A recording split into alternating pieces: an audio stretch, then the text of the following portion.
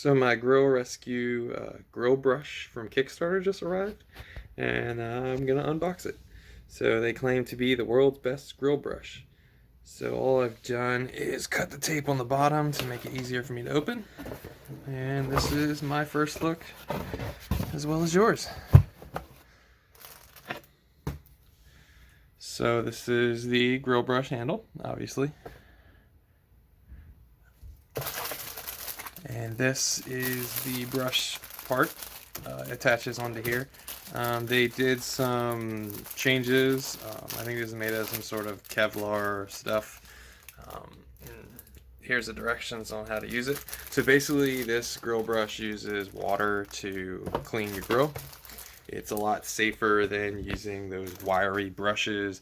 I think when the Kickstarter was advertising itself, it was showing how many people end up in the hospital after cookouts because of all the little wiry brush particle, the little wires coming off those brushes, ending up in your burgers, your hot dogs, your steaks, your chickens, and then it ends up in your stomach. And then you have a really bad day because then you're going to probably have to have surgery to get that out.